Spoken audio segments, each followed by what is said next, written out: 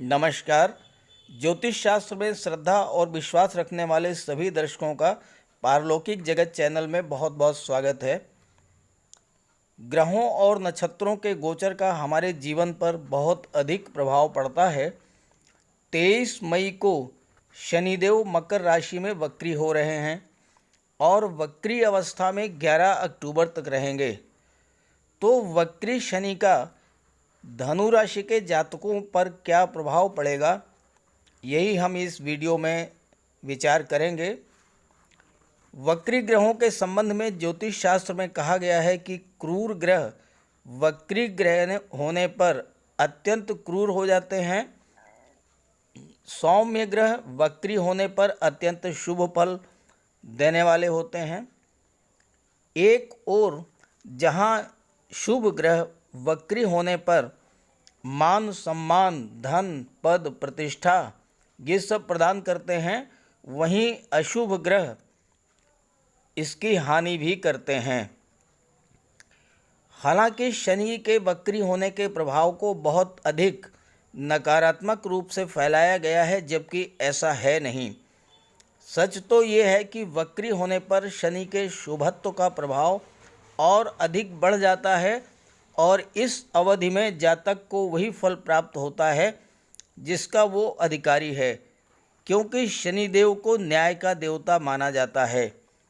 तो चलिए वीडियो शुरू करते हैं। पहले बात करेंगे कि वक्री होने का अर्थ क्या होता है और क्या वक्री अवस्था में ग्रह नुकसान ही करते हैं, और फिर उसके बाद बात करेंगे कि वक्री शनि का धनु राशि के जातकों पर क्या प्रभाव पड़ता है। तो ये वीडियो अच्छा लगे तो अपने साथियों को भी शेयर कर दीजिएगा। चलिए वीडियो शुरू करते हैं। तो पहली बात कि वक्री होने का अर्थ क्या होता है। वक्री चाल को उल्टी चाल भी कहते हैं। सामान्य धारणा ये है कि वक्री अवस्था में कोई भी ग्रह उल्टी दिशा में चलने लगता है, जबकि ऐसा नहीं है। होता ये है कि वक्री होने पर ग्रहों की चाल अत्यंत धीमी हो जाती है। ऐसी स्थिति में पृथ्वी के गति के सापेक्ष ऐसा लगता है कि वो उल्टा चल रहा है। जिस तरह एक ही दिशा में दो ट्रेनें चल रही हों और एक ट्रेन अत्यंत स्लो हो जाए, तो तेज गति से चलने वाली ट्रेन में बैठने वाले यात्री को ऐसा लगता है जैसी दूसरी ट्रेन उल्टी दिशा में चलने लगी हो। ठीक यही स्थिति वक्री ग्रहों के साथ घटित होती है। पृथ्वी से देखने पर ऐसा लगता है कि जैसे वो उल्टी दिशा में गतिमान हो गए हों। अब बात करते हैं कि क्या वक्री ग्रह हमेशा नुकसान ही करते हैं। मंगल से शनि तक 5 ग्रह वक्री होते हैं, अर्थात इनकी चाल बीच बीच में स्लो होती रहती है। सूर्य और चंद्रमा सदैव मार्गी रहते हैं और राहु और केतु सदैव वक्री अवस्था में ही रहते हैं। वक्री होने वाले 5 ग्रहों में गुरु और शुक्र को सर्वाधिक शुभ प्रभाव देने वाला माना जाता है। वक्री अवस्था में ये और भी अधिक शुभ फल प्रदान करते हैं। यहाँ तक कि अगर ये अशुभ ग्रह के प्रभाव में आ जाएं या नीच की स्थिति में हो तो भी इनका प्रभाव उत्तम ही होता है। बात करें मंगल बुध और शनि की, तो वक्री अवस्था में ये और भी अधिक बलवान हो जाते हैं। सभी ज्योतिषियों ऋषियों मुनियों का एक मत से मानना है कि वक्री ग्रह बहुत ही बलवान होते हैं। अगर आपकी कुंडली में कोई ग्रह वक्री अवस्था में है तो वो अत्यंत बलवान होगा, अत्यंत प्रभावी होगा, और वक्री ग्रह जिस राशि में बैठा है, जिस ग्रह के साथ बैठा हो, उस ग्रह के प्रभाव को भी बढ़ा देता है। एक बात यहाँ समझने की है कि कुंडली में जब कोई ग्रह वक्री होता है तो वह पिछली राशि को भी फल देता है, और अशुभ ग्रह भी वक्री होने पर शुभ फल प्रदान करते हैं। तो इस तरह से शनिदेव वक्री अवस्था में भी आपको शुभ फल ही प्रदान करेंगे। तो फिर बात करते हैं कि वक्री शनि का धनु राशि के जातकों पर क्या प्रभाव पड़ेगा। वीडियो अच्छा लगे तो इसे अपने साथियों को भी शेयर कर दीजिएगा। चलिए वीडियो शुरू करते हैं। तो ये है धनु राशि की कुंडली आपके सामने। वो धनु राशि जिसकी 7.5 का अंतिम चरण चल रहा है और शनिदेव धनु राशि के धन भाव में विराजमान है। तो सेकंड हाउस में विराजमान शनि क्या प्रभाव डालेंगे, जाते जाते शनि धनु राशि को क्या फल दे करके जाएंगे, आइए बात करते हैं इसी पर।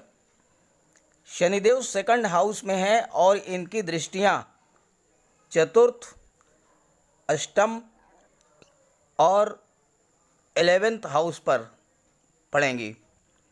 सेकंड हाउस जो होता है वो धन भाव का घर माना जाता है, कुटुंब का भाव होता है, वाणी का भाव होता है और लाभ की संभावनाओं का घर होता है। तो वक्री शनि सेकंड हाउस में विराजमान है, आपके लाभ की संभावनाओं को बढ़ाएंगे। जो मानसिक परेशानियां थे उससे आपको मुक्ति मिलेगी। व्यर्थ की जो भागदौड़ थी, छोटी छोटी बातों को लेकर जो आप परेशान रहते थे, वो सब समाप्त हो जाएगा। व्यापार में, नौकरी में सफलता मिलेगी।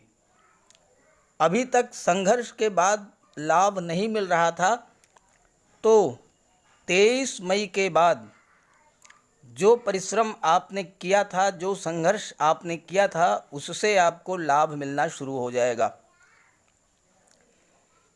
क्योंकि वक्री शनि एक घर पहले का भी फल देते हैं, यानी आपके लग्न भाव का भी फल देंगे। तो आपकी वाणी और व्यवहार में थोड़ा रूखापन रहेगा, जिससे अनजाने ही लोग आपसे शत्रुता मानेंगे। तो आप अपने व्यवहार और व्यक्तित्व में परिवर्तन ले आएंगे। शरीर में थोड़ा आलस्य रह सकता है, क्योंकि शनिदेव इस समय अत्यंत स्लो स्पीड से चल रहे हैं। वो आपसे भी अपेक्षा करेंगे कि आप थोड़ा सा रेस्ट ले लें, थोड़ा आराम कर लें, कोई नया काम ना करें। जो कुछ पुराना है, जो कुछ पहले से चल रहा था, उसको रिव्यू करें, उसमें देखें कि क्या कमियां थीं और उसे दूर करें। घर परिवार में छोटी छोटी समस्याएं या मतभेद जो थे वो अब समाप्त हो जाएंगे। घर में खुशहाली आएगी। लेकिन दूसरा भाव वाणी का भी है, इसलिए बोलने में थोड़ा सा संयम रखें, अन्यथा वाणी की वजह से ही रिश्ते बिगड़ सकते हैं। पारिवारिक जीवन में समस्याएं और अनबन थी, वो सब समाप्त हो जाएगी। रिश्तों में मधुरता आएगी और माता पिता का स्वास्थ्य भी ठीक रहेगा। अब बात करते हैं शनि की दृष्टियों की। शनिदेव की तीसरी दृष्टि आपके सुख भाव पर पड़ रही है, 4th हाउस पर। तो आपके सुखों में वृद्धि होगी, लेकिन माता के स्वास्थ्य का ध्यान रखें। वक्री शनि की तीसरी दृष्टि आपको जन्म स्थान से दूर भी ले जा सकती है, लेकिन दूर जाकर आपको धन वैभव सब कुछ प्राप्त होगा। अचल संपत्ति क्रय कर सकते हैं, वाहन भी खरीद सकते हैं, अचानक धन लाभ होने की भी संभावना है। लेकिन छाती, दिल या फेफड़ों का रोग भी आपके जीवन को प्रभावित कर सकता है, क्योंकि शनिदेव की जो 7वीं दृष्टि है वो अष्टम भाव पर भी पड़ रही है। अष्टम भाव आयु और मृत्यु का होता है, इसलिए आप थोड़ा सावधानी भी बरतें।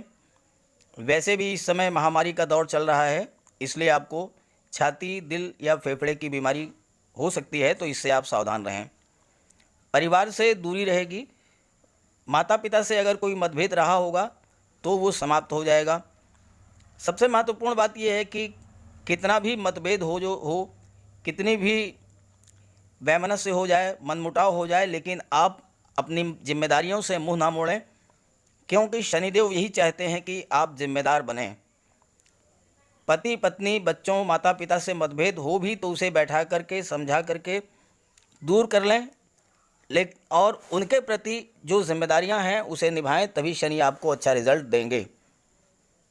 हार्ड वर्क, अनुशासन, दया, करुणा, ये सब बातें शनिदेव को बहुत ही पसंद हैं, इसलिए अपने जीवन में, अपने व्यवहार में इसको उतारना चाहें। चलिए बात कर लेते हैं शनिदेव की 7वीं दृष्टि के बारे में, जो कि अष्टम भाव पर पड़ रही है।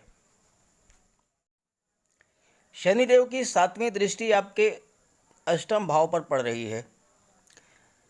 अष्टम भाव यानी कर्क राशि पर, जिसके स्वामी चंद्रमा हैं, और चंद्रमा और शनि में परंपरागत रूप से शत्रुता है, तो इसका कुछ नकारात्मक फल भी मिल सकता है। अपने स्वास्थ्य को लेकर आप विशेष सावधानी रखें। 8वां घर आयु, मृत्यु और स्वास्थ्य का है।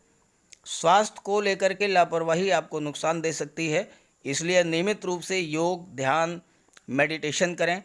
दूसरी बात, वाहन चलाते समय सावधानी रखें। अवसाद या डिप्रेशन का भी शिकार हो सकते हैं, इसके लिए मेडिटेशन करें। वाणी पर संयम रखें और व्यर्थ के विवाद से बचें। चोट चपेट से भी आपको खतरा है, तो उससे भी बचकर रहें। शनिदेव की 10वीं दृष्टि आपके लाभ भाव पर पड़ रही है। लाभ भाव यानी तुला राशि, जिसके स्वामी शुक्र हैं और ये शनिदेव के मित्र हैं, इसलिए सकारात्मक परिणाम प्राप्त होंगे। धन संचय में आप सफल होंगे।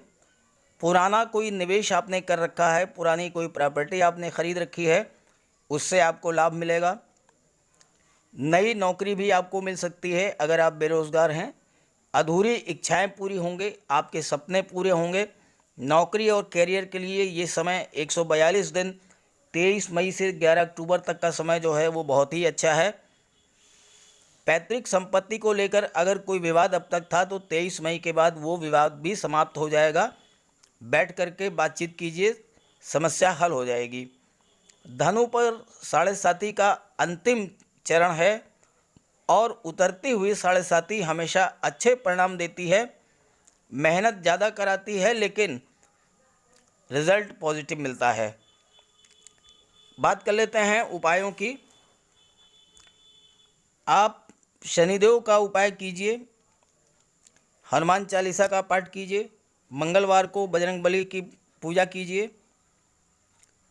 गरीबों को, असहायों को काले उड़द, काले तिल, काली वस्तुओं का दान कीजिए। शनिवार के दिन पीपल के वृक्ष के नीचे सरसों के तेल का दीपक जलाइए।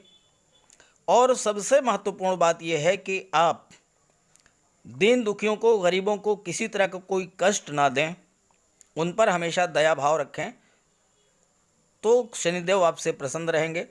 अगर कोई छोटी मोटी समस्याएं भी हैं तो शनिदेव की कृपा से वो भी समाप्त हो जाएंगी।